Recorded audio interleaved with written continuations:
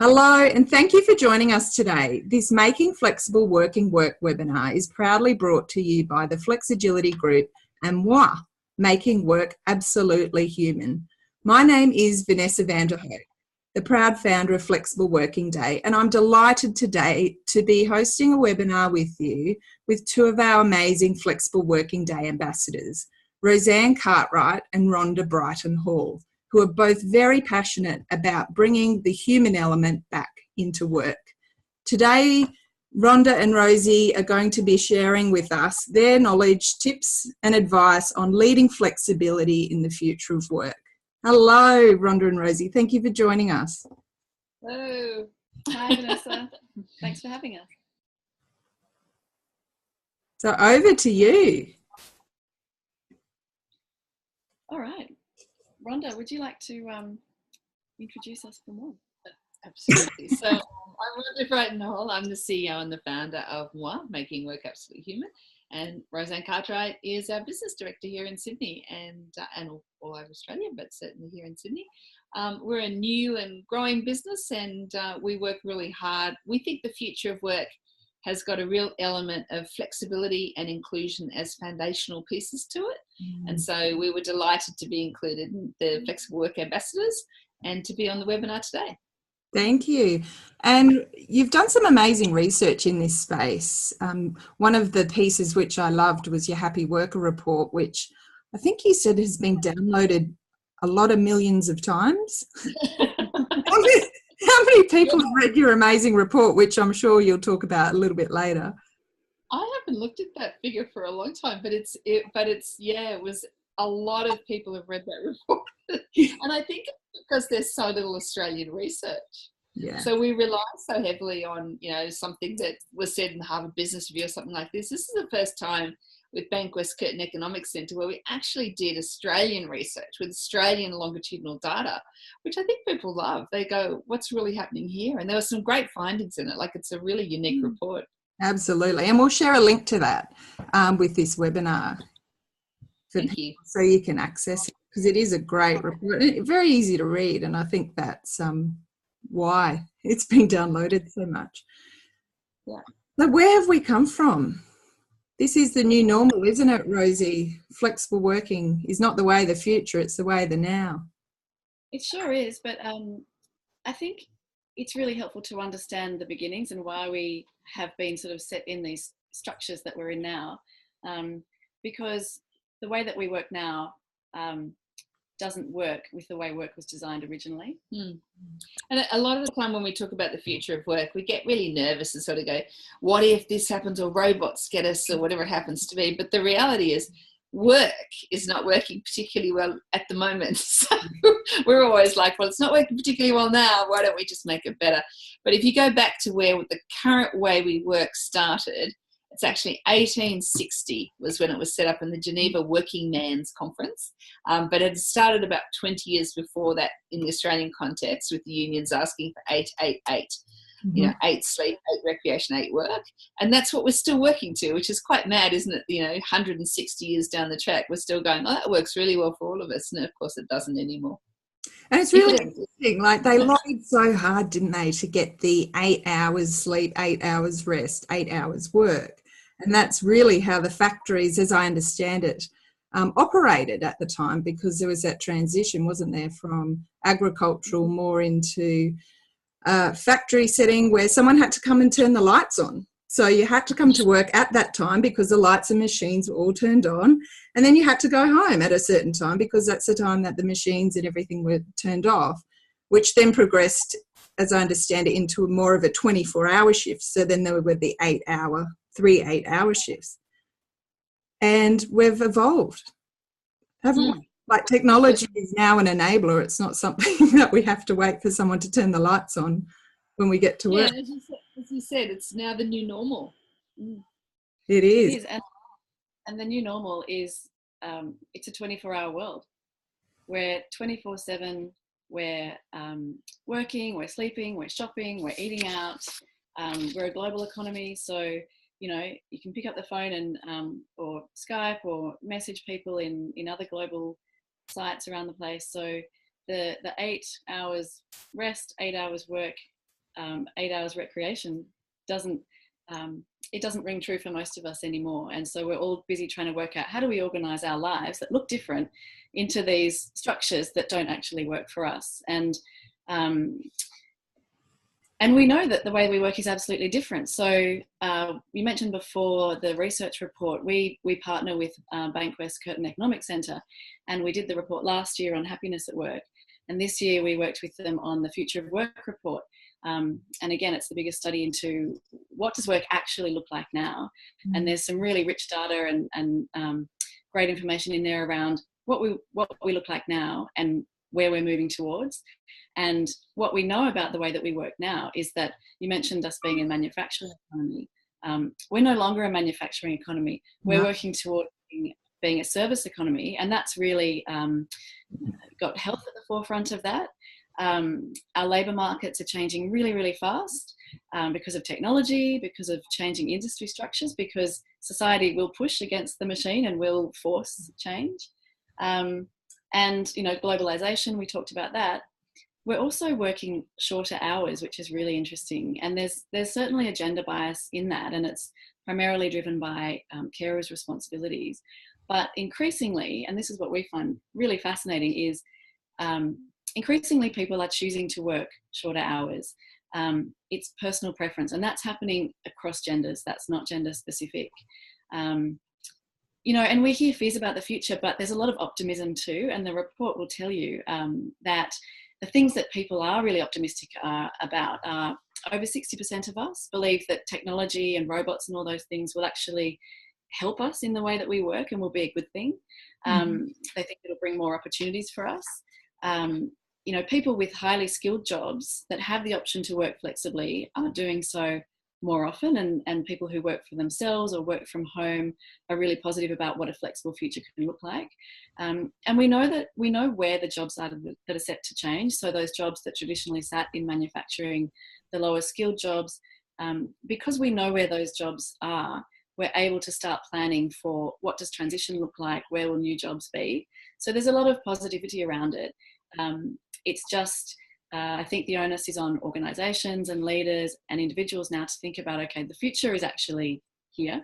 So what can we start doing differently to enable work lives where our work, our life are balanced in a way that works for us so that we can bring our best self to work. Yeah. And up on the side there, we talk about the 100-Year Life. That's a great book by Linda Grattan and Andrew Scott. And it talks about, millennials now, the kids that are going through school now, coming into the workforce, they're going to live for a really long time. And so the workforce needs to adjust in accordance with the way that we push and pull around those boundaries. It's so true. And as customers, we want it, don't we? We want to be able to access services now, 24/7, like you said. And globalization, technology is driving all of that. And a lot of companies, we have kept up. And if you're listening today and you're a company who, you do feel like you're lagging, it's not your fault. This has happened quite fast, really, hasn't it? We have seen a huge change over the last 5 to 10 years. But it is getting to a point that you catch up or you will get left behind. Very true. Rhonda, what does this mean for careers? So I have a portfolio career, and many people do, like you both. What does it mean? What is a portfolio career? Well, a portfolio career is when you don't just work for one employer. So you actually might work for yourself plus an employer, or 2 employers, or 3 employers. And if we look at that research now in the future of work, it's actually already here. Yeah. And so portfolio careers used to be this thing that, people over 55 would go off and have a portfolio career after their real career. But now the second group that's most rapidly growing into portfolio careers are actually people in their 20s. And that means that there's a generation of people going, I don't choose to work the way you guys have been working. I've watched it kill my parents. I don't want it to be part of my life. And so we're seeing that portfolio career. We're also seeing things like part-time work. We're really rapidly moving to a part-time week, or at least not a 5-day week is probably a better way to describe it. So in the Scandinavian countries, they're now talking about, should we go to a 4-day week or not? Yes or no. In Australia, we're just moving to a 4-day week already. And we're doing that basically on people's preference. So the question is, why do you want to work less than a 5-day week? And the majority of people are saying, because I want to work less than a 5-day week. And that's a whole new ballgame when people are saying, I want to rethink the way I work. Absolutely. And a part of that is, you know, for all different reasons. We often hear about people wanting to work less hours or needing to work less hours because of caring responsibilities. But in the research that you've done and lots of other research internationally, it's just showing that, you know, it's for health and wellness, it's for their own personal reasons, study, and the reasons matter. Yeah. And it's no different from any other consumer-led kind of change, you know. People are, we're such instant consumers. When we start to desire something, we think, how can we get it? And I think, you know, this change in the way that we work and the way people want to work is just a reflection of that. And with that's coming a whole new way of doing learning as well. That's right. I think we're really moving to lifelong learning. So the structured learning of go to school, do your HSC or your leaving certificates, maybe do tertiary education. Those things will still exist, but they'll look different. And we're learning now in small bite-sized chunks. That seems to be what really accelerates and enables people to learn fast and learn on the move and learn in ways that things become embedded. So learning will look different, not just in organisations, but from school right through to organisational learning and the way that we train people in organisations as well. Yeah, absolutely. I heard someone say in 20 years, you know, the kids of today that are born this year will not get a driver's license. They will not know how to drive a car. Now, whether or not it's 20 years, it might be way sooner than that. It might be 5 or 10. I mean, we've been talking just in the last week, actually, with 2 different companies who are setting up electric car plants in Australia. And that will be so linked into autonomous vehicles. So that you may be correct. Maybe they will never learn to drive. Maybe it will be like horse riding. You know, we go to a farm and do it for fun on a weekend as opposed to part of how you live your day every day. Yeah. My husband said last night, and like it was amazing thought around, do you think, so you know how we all have mobile phones now and hardly anyone has a home phone and many corporates have given up landlines as well, and they're using VoIP and mobiles. We're watching TV and he said, do you think one day we'll do away with TVs and we'll just have devices, iPads or, you know, whatever the next version is? I was like, you know what, you're probably right. And he said then maybe the movie cinemas will go gangbusters because it'll be such a novelty to go and see a big screen. Well, they're already making movies now where you can choose your own adventure through them, so you can sort of be with a group of people. The movie will end this way for this group and a different way for a different group, and you can be part of that experience. So, yeah, I think it's good fun. They're sort of coming up with all sorts of ideas. Now, before we move on, can you explain, so if you're listening and you've heard that term, the gig economy, I hear it being used a lot. Are you able to explain to us what that means? We talk about this a lot here at mwah because it's a word that we get bandied around so much, and people say, oh, but the gig economy, we've got to focus on that, we've got to work that out. And realistically, the data says that we don't really have a gig economy here in Australia. I think there's a lot of different numbers that are kind of thrown around, but we don't still have a clear view on how many people are actually working in this way. And the ABS data will tell us it's around about 1.5% of people. Wow. There's other data that says, you know, from around 6%, and other organisations will say, you know, much higher than that. But the reality is, because we don't have real clarity around how a lot of people are actually working in the gig economy, it's really difficult to say that it's a thing in Australia yet. We don't see a lot of evidence of that. We see more of people increasingly having multiple jobs, and that's always been around that sort of university student demographic, but working part-time, doing some other things. For us, I think the more really interesting and important data is around this move to part-time work and what that means for jobs, what that means for organisations, and what that means for us as a society and an economy. And that's to put the gig in frame, in the UK that figure is like 17.5. In America it's 8% gig. We're sitting at about 1.5, and the only exception to that is if you're in an IT coding space where we've got a lot of people on special visas and things like that. Mm-hmm. That area where you've got very unique skills in a market that's very short of expertise, mm-hmm. there is a gig economy, but the rest of the economy not so much. And things like our super fund, our view of fairness, our way of thinking that an employer should look after their employees to some degree, whether it be health and wellness or the way they work, clear instruction, etc., is still a very important part of how we think about the work relationship. And I think that that's meaning that we're moving to a portfolio where you can have 2 employers, but we're not moving to gig where you just look after yourself, and good luck with that. It's very interesting. It's absolutely, I find it fascinating compared to what the other countries are doing. I had no idea that the UK and US had such high percentages. Yeah, significantly different than us. And I think because a lot of our business knowledge and our articles and books and things we read are from the UK or the US, we keep saying that's how it is here, but it's actually quite different. Wow. It may change in the future, who knows, but at the moment that's what it looks like. Absolutely. The other thing, the challenge around, portfolio careers, around flexible work, around part-time working is that very human challenge of really enabling a great sense of connection for employees, whatever shape your business takes. And, we know that this is more and more important, especially in a world of tech. So how do we design work to be connected and to enable people to connect and to have that sense of belonging that's so important to engagement with the work that you do and that sense of purpose and discretionary effort, all those sorts of things. It really is so important, isn't it? We forget that it's a Maslow hierarchy of need, isn't it? Connection.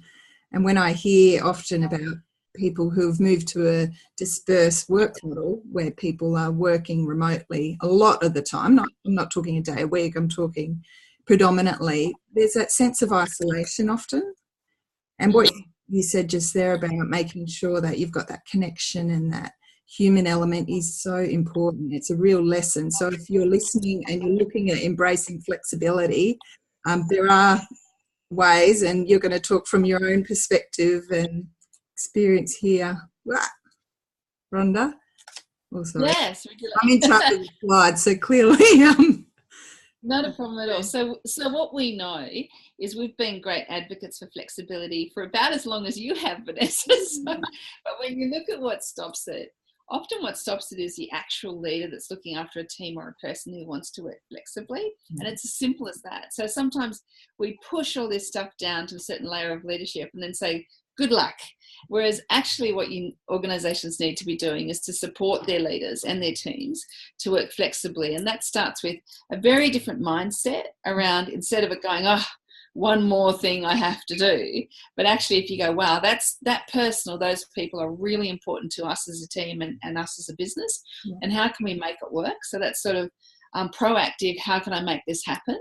The second thing that's really important is redesigning work. So we still think in a 5-day week. And so when we look at a 4-day week, we say it's shorter than a week, as opposed to going a 4-day week is still a great week.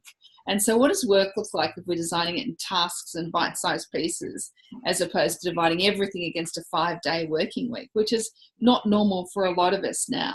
So that sort of rethinking of work into tasks and not into full roles all the time. So we don't think of a role and then part of a role, but actually think of work to be done, and it doesn't matter how many people are doing it as long as it gets done over a period of time. And that's simple, but that's hard to do, isn't it? So if you're managing today and you're like, okay, yeah, let's do it. It is tricky. Do you have any tips on where to start? Yeah, so when we're working with leaders who are learning how to redesign work, it is about teaching leaders how to design work. It is. And so a lot of the time we say, fill in a job spec. But if we actually said, what are you trying to achieve? What's the team trying to achieve? How could you divide the work out? What's in common? There's ways to teach people how to do that. It's actually quite practical. And you'd be surprised how quickly people can pick it up. And to Rosie's mention of that different way of learning, it doesn't need to be a 5-day workshop on work design. It can literally be an hour or two where a leader sits and goes, okay, I need to think differently about the work my team's doing. How can I change that around to divide it up quite differently. What goes together with what? Does it have to always go together the same way? And really rethink those tasks, and then start role modeling. I know how this can go together, and I can show people.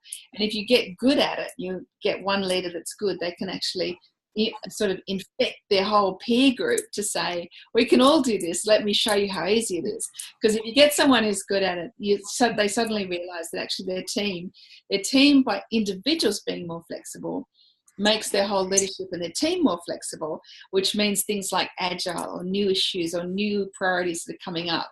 You can actually go, because everybody knows how to rethink work, they can sit together and go, okay, we've got this new opportunity or new challenge or new priority. How can we put it into the mix? What can we take out? What can we keep in? How do we rethink the tasks? And so they're constantly thinking like that, which is much healthier than saying, okay, we've got another priority, let's add it to the list, let's all work back a bit, but actually rethink how it could come together in a way that's good for the people too. And if they role model like that, and rethink training and learning as well, so you're not saying that person's trained in that skill and they're forever going to do it, but they're actually saying, okay, that person's really trained in that skill and got great experience, someone else has got a little bit, how about we put them together and they can share a bit of it and swap some ideas.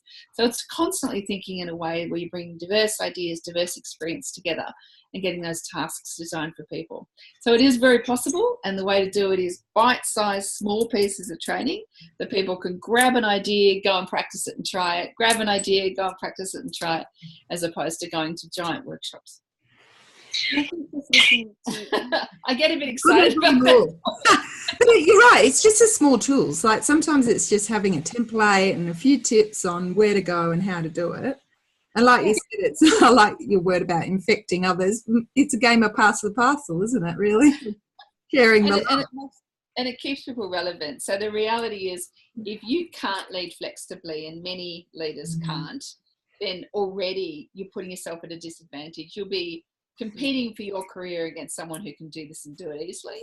So it's almost like, how do you be relevant to the future of work as a leader? You learn to do this. It's Absolutely. just really... I couldn't agree more. Yeah. And I was just listening, Rhonda, to you talking, and it's also, you know, each of us who are leading in roles in whatever shape that takes, it's about thinking you can get the same outcome, but there's different ways of achieving that outcome. So it's not about having to change the outcome or having to change how the world looks. It's just about thinking, if I need to get to here, what can I do differently along the way that's still going to get us to here in a really good way? Yeah. And look, we know it's hard, don't we? We all agree that it's difficult. So if you're listening to this saying, okay, I still have a team who are all asking for flexibility. Like you said, it's about the bite-sized chunks. And it's I suppose that not every type of flexibility suits every person or every role or even every organisation. There's not a one-size-fits-all. So it's about sitting down to say, you know, as a team, how can we all access a bit of flex to suit what our needs are? Maybe it's, you know, one person comes in late, one person works from home a certain day. It's a matter of planning, and it takes time, like you said, Rosie, the scheduling and the planning. But I think people think it's hard because it's the actual act of thinking differently that's hard. It's not actually doing it. It's just thinking, now I've got to make time to do something differently. But once that becomes habit, it becomes the way you work. We're so used to this sort of structure that we've, you know, those of us who've been in the workforce for a while have kind of grown up in. So the default motion is often the easy way of, you know, the way we've always done it, when the hard bit is actually just saying, no, stop, let's do it differently. It's like driving a car, right? It was really, really difficult. I found it really hard to learn to drive a manual car. And then, you know, I'm in the car now, 20-something years later, it's so automatic. Don't think twice about, you know, shifting gears or using a clutch or indicating or whatever. And that's exactly what you're saying here. Yeah, that's exactly. I know you're a big advocate for people role modelling their flexibility. Yes. Talk a little bit about that. I think it's one of those things. A lot of times when people say, "Oh, we work really flexibly," and then you'll actually, because we can all see with digital footprints now how people really work.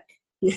And so this idea that, you know, I work really flexibly and it's just so relaxed and happy, but the reality is a lot of really big leaders, even if they're working in agile working environment and working with a lot of perceived flexibility or policies on flexibility, the reality is that person's still getting into the office physically about 7 a.m. and it's still leaving the office well after 7 p.m. and they're still looking around for anyone who's not doing that and sort of going, are you with us or against us? Yeah. And if you've got that mindset and that's the way you're working, let alone going home at 7, logging back on and working till 1 a.m. or something crazy, then you're really setting a model that says presenteeism is everything. And it doesn't matter what you say or what speeches you give, that's your actions and that's what everybody's watching. Leaders are much, much more visible than they think they are. And so they need to use that visibility for good, or they need to accept that it's looking pretty bad. And I think a lot of leaders do model a presenteeism that's still very much from the 1950s or 60s.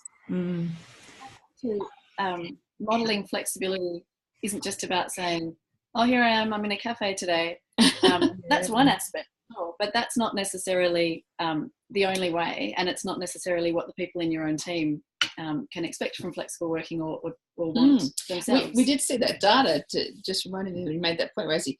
The data in the Future of Work report was very much that leaders and managers who have a lot of agency or autonomy over how they work are actually able to work much more flexibly than someone who's doing clerical or administrative work.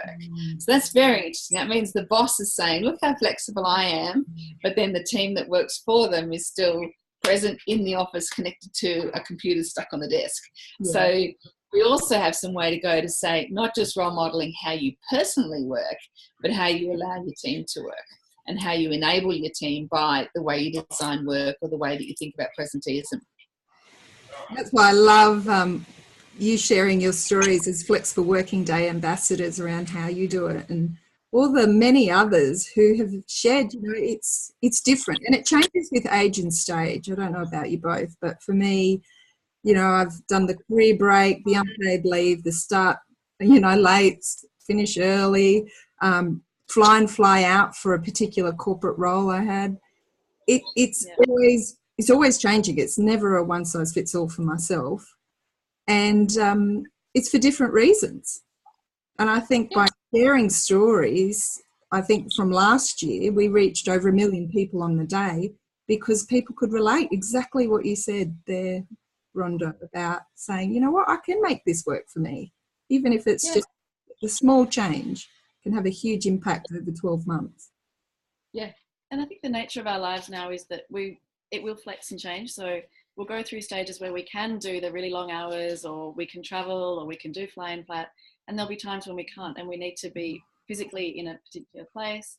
And part of being able to lead flexibly is also about self. So it's about knowing, what do I actually need from my own situation right now in order to be able to bring my best. It's not about just saying to your manager, oh, I need to work flexibly, what can you do for me? Kind of thing. You've got to be able to be really clear on what your own needs are. And, you know, at different phases of life, it might be, you know, generally I can be where I need to be most of the time, but sometimes there might be some ad hoc, you know, unscheduled things I need to do for family, or, you know, and it's just about being able to have those conversations with your manager and be really clear about what you can and want to do. And there's a real break now in what we used to think of as sort of the child rearing years too, because they were like, you know, 28 to 33 or something like that. Was now people have kids anytime from 22 to 50, and some people don't. You know, 30% of Australian women, for example, won't have children, and about the same percentage for men. So that's quite interesting that we've got this.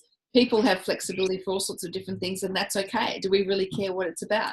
And that's before we bring in the longer life of our parents and the caring responsibility we'll probably have, or some of us will have, for them, and how we want to play that. So we want to be more available to our parents than we perhaps were in the past. And we're still working, whereas, you know, the earlier retirement that used to kick in meant that we, you know, we're looking at that quite differently. But I think that way of looking at a life, however we want to look at it, and saying if flexibility is how you want to balance everything to make it work really well for you at whatever stage of your life in, or whatever choices you're making, I think is tremendous. And I don't think that old model of, it's about caring for children is really what it's all about anymore, although that's still a big group and a lot of work still to be done. Absolutely. And look, I need to apologise. I'm so terrible with this slide. I think we got them all. Did we get them? Yeah, I thought I was well up to date, but when I clicked through, I was like, oh. So we went through. Belonging is very important, isn't it? Yeah, so that was the one. So mindset, it absolutely, I can make this work. I can do this. Redesigning jobs, that is simple education and capability build. Role modeling, really living what you're saying. Thinking differently about learning. Just because someone's got lifelong training in one thing doesn't mean they can't learn something else. And finally, that empathy and belonging, which is just that openness to individual difference, which is sort of what we're talking about in life stages. Is the old version of life stages is no longer valid. It's really what suits each person, being open to what they might be asking for. Gorgeous. Beautiful photo there. It is a beautiful photo, that one. It is, and it's increasingly more and more normal. It's more and more normal. And we do know, on a serious note, that a lot of fathers are now asking for flexible work. But if we think it's been tough for women to get flexible work, we're finding with men, as the Human Rights Commission went through their study, is that for men, most of them get turned down for flexibility. So we've got this appetite for men to change their roles as parents, and then when they go to, it's like, no, don't do that, stay away. So that's something we've really got to all lean into and try and make better. And that came out really prominently in the Future of Work report that we talked about earlier, where more and more men are choosing to work flexibly because of a preference. Yes, it's also for carers and studying things like that, but increasingly it's about, I don't want to work, my whole life away. I want to be doing other things as well. And I think that's a really positive sign for creating a more balanced sort of society that we live in. Absolutely. And it is raising, hopefully, the value of caregiving. I look at, and you can see we've got the hashtag there, gender flex gap. I look at my own situation. So my husband, with our youngest daughter, took 6 months off in her first 2 years. So he took 3 months at the beginning and 3 months most recently. And it hasn't impacted his career whatsoever. He had keeping in touch, so he would go into the office 1 day a week, and he orchestrated it in a way that suited him and suited his clients and suited his organisation. And look, to be honest, he was absolutely blessed to be able to have that entitlement. Many organisations don't have it.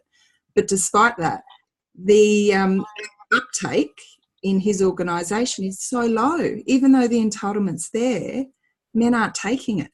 And it's that fear, isn't it, of it will impact my career, caregiving isn't valued. He'd go into the office and he'd get interesting comments, not from internally, but with clients and other people, just around, how's your holiday? Why are you doing it? All these strange remarks. And he was like, because I love it. I want to spend time with my daughter and build a relationship, plus support my wife to return to work. And I said to him, as a leader, what better way to really set the scene? Because you've given permission to other people to access that entitlement. Yeah. My daughter is, my eldest daughter is 21. And when we first had children, Michael took the primary parenting role. Yep. And we had all sorts of funny comments like, oh, did he lose his job? And you go, no, he chose to do this. So people would just straight up ask. So things have moved forward. Now it's a joke of a holiday, but they have moved forward as fast as we would like them to. And look, let's be honest, and we're talking about caring given the photo here, but women are still faced with that, aren't we? I hear a lot of women saying they work part-time, and then, comments in their team or their boss saying, oh, enjoy your day off. A lady the other day saying, I don't have any days off. I'm always working. Whether or not it's caregiving for parents or children or colleagues at work.